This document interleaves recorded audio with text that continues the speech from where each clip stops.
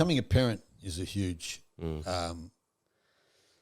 milestone in life. I became a parent 8 months ago at the age of 63.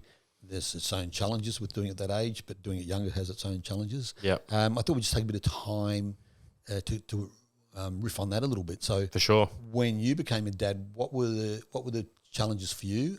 How did you face them? How did you overcome them?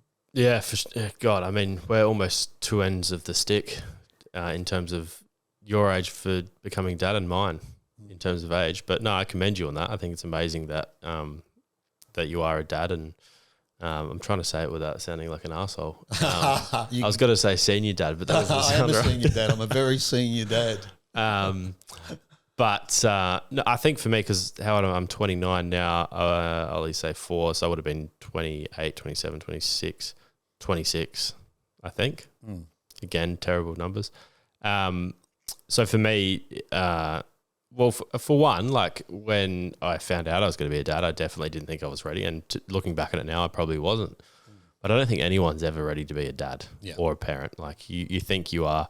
And, you know, some people may well be, and they really want to be a parent. And unfortunately, some people don't have that opportunity at all. So I think it's, God, everyone's different in that sense. But for me, it was terrifying, but at the same time, life-changing. I think it was definitely a driver to change things that I was doing back then and be a better person and really focus on myself. And also, I think your drive in terms of what you want to do also changes because, you know, I think if you went through life and you had no children, which is absolutely fine too, you can kind of do whatever you want. Yep. You know, you can travel anywhere. You've got a lot of freedom.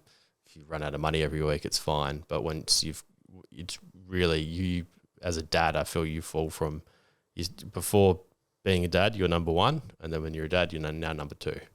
Everything that you do is for them, you know, whether it be financially, emotionally, grounding, you know, because it does limit your freedom quite a bit in terms of what you can do, and you really want to make sure that you provide a good environment, stable home, safety, roof over the head, all the above, food on the table. So it's a lot of responsibility.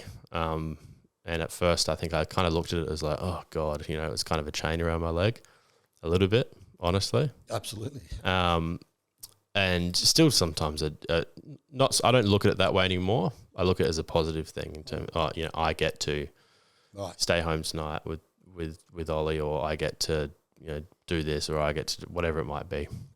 So it was definitely, and I think it took a long time for me to kind of accept it too. I get it, man. Yeah, because it changes everything. Changes the game. That point you made is exactly how I saw it, Jack. And I noticed that once I became a dad, it was really important for me to change my values because my highest value, like you say, for 60 odd years was freedom. Just did whatever I want whenever I wanted to. So I was a party boy. I had issues with drugs and alcohol. I traveled wherever I wanted to. Yeah. And then I recognized that I need to swap my top value from freedom to responsibility. And I chose to do that. And you just made the same thing. It's like, I think that's the quantum shift that needs to occur, but doesn't occur for all men. No. So I've got clients that come and see me and they're a father of 3 kids and they're still in the freedom game. Yeah. And they're choosing their freedoms over their new responsibilities, and it's not going well for them, their partner, for the kids. And so I do have that conversation that I think that's one of the steps that, you know, can be important, is that you change your values when you become a parent.